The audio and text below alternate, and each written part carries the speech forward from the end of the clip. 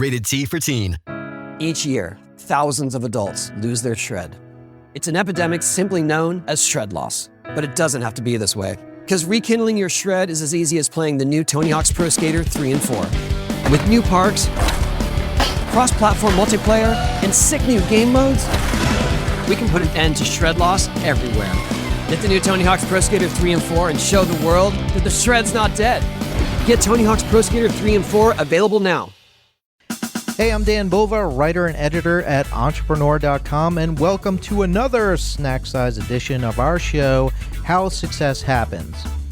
So when I say writer, that is with a lowercase w, because today's featured person, he's a writer with a capital W, a capital W.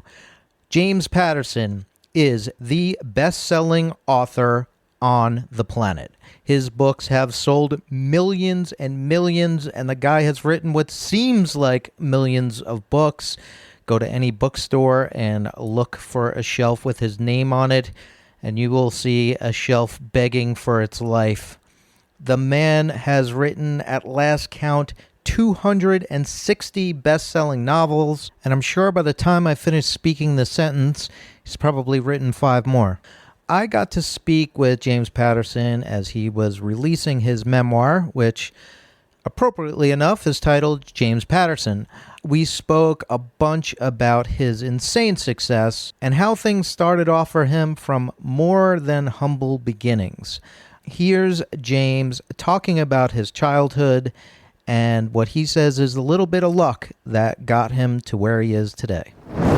Yeah, I almost died the day I was born. That would have been a bad start. That would have ended it all. And I think it fits with a lot of people who are listening. The notion of, my father grew up in the Newburgh poorhouse, Newburgh, New York poorhouse, the Pogie. So it was basically where people who were homeless. And his mother was a charwoman there. She cleaned the bathrooms and the kitchen, and they got a room in the basement. To go from kind of the poorhouse to best-selling author in the world, that's a big jump. Yeah. That's a million to one shot. And, I did a novel with Dolly Parton, and Dolly and I have become really good friends. But she came from, family of 12 in the hills of Tennessee, and I came from, the sort of this poorhouse experience. So, you just don't expect to get where we got, and it's sort of fun, and it's a testament to something. I don't know, a little bit of luck, a lot of hard work. My grandmother used to say, she was brilliant. She was the one that sort of spurred me on. But she said, hungry dogs run faster. Right. So I've always been a hungry dog. That's incredible. So James began writing as a kind of side gig while he held down a real job. And it was a pretty big real job. But he told me about the precise moment that he could pinpoint when he decided to try this writing thing full time, to just go all in. And without giving away too much of his story, he basically drove himself right into a living metaphor. So here's James explaining that moment. I had a house on the Jersey Shore, and I had to go back on a Sunday. I had to go into New York for an advertising meeting, and I was cursing because it was a beautiful day. And I'm in traffic going 10 miles an hour on the Jersey Turnpike or the Garden State, one of the two.